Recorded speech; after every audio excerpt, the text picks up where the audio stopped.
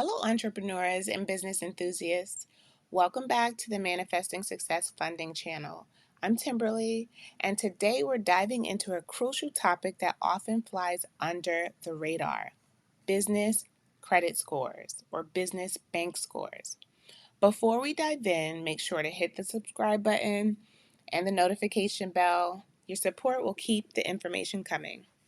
In today's video, we're going to demystify business bank scores, breaking down what they are and why they matter for your business's financial health.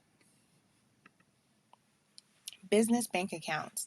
It's essential that a business owner separate their personal and business banking.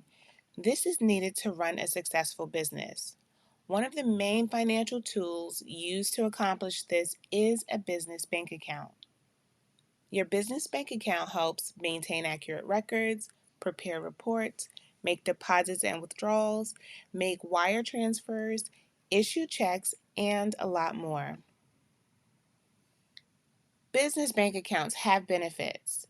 They allow you to lessen your tax headaches and liabilities by keeping business revenue and expenses separate from your personal. This will keep you from accidentally commingling funds. Accept debit and credit cards. As with a business bank account, there's a place for merchant processors to deposit your funds. This makes it easy to accept more types of payments and get more sales. Business accounts have more lenient fees. For example, fees may be waived when you use online banking. Your business banking relationship can also help you secure bank loans. How you handle your business bank account is information for a possible lender, which goes beyond business and personal credit scores. Setting up a business bank account is one of the first things any business should do. This is the actual order of setting up a new business. You want to set up your business entity, such as an LLC or corporation, get your free EIN number from the IRS, use your corporation papers and EIN to set up your business bank account. Your bank account start date is an important date. For lenders, it defines the entity start date. It's essential to set up your business bank account quickly. This is because many lenders and credit issuers see a bank account setup date as the date a company really opened. Many people don't know this part, and as a business loan broker, I see it all the time where a company comes in saying their start date is, say, a date in January, but they didn't open their business bank account until some day in June. So many lenders see that June date as your business start date. And this is crucial information to know because most lenders want you to be in business for 2 years or 6 months, depending on the product they're trying to offer you. So it is crucial that you set up your business bank account as quickly as possible.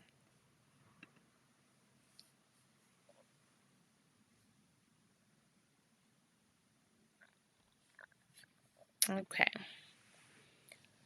So again, it used to be that the lenders would look at the entity inception date and call it the company start date, but due to so many fake company setups, such as shelf corporations, now a bank account is used for business inception date in many cases. Banks use account start date because it helps make it so that fraud doesn't pay. Okay, so getting your new business bank account, you're going to need to provide several items when setting up a new account. Your entity papers, such as the articles of incorporation, completion of the application. Now the application is pretty much done, where the office manager, the business bank representative is typing in the information into the computer as you're talking. So they're completing what's called your application. Then you're going to provide your proof of EIN number, your ID, and then initial deposit of $25 to $200 depending on the bank account type that you're opening. Set up your bank account the right way to make it easy to get credit and loans in the future. Your company name must match perfectly your entity paperwork, and your company address also must be the same. So make sure your EIN number is the same on the bank account as it is on the EIN paperwork. Just do a double check before you sign any documentation, because having things wrong here can really mess you up down the line as far as funding goes. Everything has to match. Most banks are going to require that you go into the bank to get a new business bank account. When you leave, they'll give you a folder and it will have documents that will outline the terms on the bank account. It will likely also include information on how to set up online banking. You'll also get temporary checks. Usually they provide 3 to 5 temporary checks, and for most businesses that's fine, because we're in the age of not really writing paper checks anymore. Everything is pretty much digital, so you can survive for a while on their temporary checks. The bank will probably have a service that they're going to recommend to get checks, and if you check those prices, they are a little bit outrageous right now. I remember there was a time where you can order like 200 checks for $5.95 from Walmart. Actually Walmart. But anyway, on your first order, they might try to charge you $150 or more for some checks, and it'll be a small number of checks. So you don't necessarily have to accept the checks that they're offering. You can definitely shop around. And like I said, those temporary checks should last you quite a while. And then be careful, as you won't need all that they're bundling in with the check. So that's where the pricing can get pricey. So you want to check that, what they're actually offering you for that hefty amount. And it is totally okay to decline. You don't have to accept that offer. Okay, so often on your first order, they'll give you a starter kit. All right, and then the starter kit will include a binder, a deposit bag, company stamp, a seal for endorsements, and other perks. You do not need all of this. So again, it's okay to decline this, the offer, the package that they'll put together. And some banks don't even offer this anymore because so many people were turning it down, because really you don't need it. You don't need it. Okay, let's keep going. All right, so business bank account details. You can order most of what is in a starter kit online for much cheaper prices. Check Amazon, check Walmart. Like I said, it's you can shop around for these things. Also, watch out for the amount of checks they're giving you. Start with as few as you can. You might not want or need 250 or more to start. This is particularly true if most of your business's expenses are paid online. For example, I opened, well, I opened several accounts, but I opened an account in let's use the one from March. They gave me 5 starter checks. I still have 5 starter checks, because what happens is some accounts might say send us a voided check. So what you could do is make a copy of the check, literally write void on it, and then send that to whoever is requesting it, and send that to everyone else that requests it going forward. You wouldn't keep writing void on new checks that you could use for something else. Use the one check for the voided check that they're asking for, and you'll have the other 4 or 3, however many you get, for quite a while, because you're doing most things digitally anyway. Okay, so enough about that. Let's keep going. Let's get to the bank credit scores. Many people don't know about these at all, okay? So there are how banks determine who to loan to and who to turn down. If you want a loan, then you'll need to know this. Bank credit, or bank rating, is the total amount of borrowing capacity a business can get from a banking system. Business credit is a much broader category of lenders, such as suppliers, credit card issuers, or leasing companies. A business can get more business credit quickly if it has a minimum of one bank reference and an average daily balance of at least $10,000 for the past 3 months. An average daily account balance of $10,000 for the past 3 months yields you a bank rating of a low 5. This means an adjusted debt balance of $5,000 to $30,000. A lower rating, for example, a high 4, or a balance of $7,000 to $999, excuse me, $9,999 won't stop a business's application, but it will slow down the approval process. Okay, so I wanted to give you a snapshot of the bank ratings. A high five, it means that you have an account balance of 70,000 to 99,999. Okay, the mid five, you see the balance is 40,000 to 69,999. Your low five is 10,000 to 39,000, and it goes down from there. Okay, having a low four could still get you approved for a loan. Granted, all of the other things match up for that lender. Um, what I'm saying is having a low five makes things easier. A low five to a high five just makes things easier. It doesn't mean that you can't qualify for funding having anything below a low five, okay? But I do want to break it down to you because as a loan broker, I want to share things that lenders are looking for when they're um, considering you for funding. Okay, I want to pull the veil back a little bit and let you know what they are looking for so that you go in there as prepared as possible because I want everyone to win. Okay, all right, so let's keep going.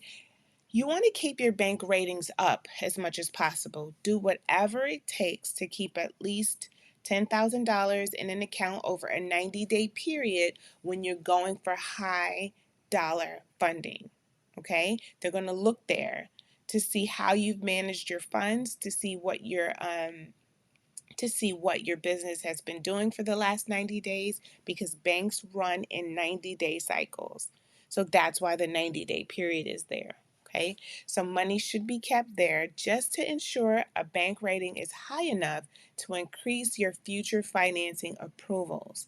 After you get your approval, do what you want with those funds, but leave it there while you're going for high dollar funding. Okay, that's important. All right, so again, I said bank ratings are calculated in cycles. Each cycle is based on the balance rating in the previous 3-month period. So before a business decides to apply for credit, you want to keep a balance rating of low five for the last 3 months. Um, if you can't get low five, get it as close to a low five as possible and just let it sit there. It could be your personal, well, and 9 times out of 10, it's going to be your personal funds or funding you receive from a previous lender that you're keeping in an account so that the new lender can look in there and see what's going on and how you've been managing your funds, okay? All right, so without at least a low five rating, most banks will assume a business has little ability to repay a loan or a line of credit. Bank ratings are a measurement of how responsible the account owner is with funds. To a bank, the following are irresponsible, so try not to do these. You don't want to have insufficient funds, you don't want to have a negative cash flow, and you don't want to have a low balance before you go for high level funding, okay? More bank rating factors. They look at the number of non-sufficient funds you've had over the last 12 months, depending on how long the business has been open. They're definitely looking at the 90 days before you coming to them for funding to see how many NSF charges you've accumulated. They're also looking for a positive cash flow. They're looking to see how consistent you've been with your deposits. Even if you don't have a large deposit a large amount of funds to deposit, make small deposits. Small, consistent deposits more um, are better than no deposits at all. If it's $50, make it. If it's $10, make it. But you just don't want to have an account sitting with no transactions before you're going in for funding. They're looking at all of these things. They're also looking at the age of your account.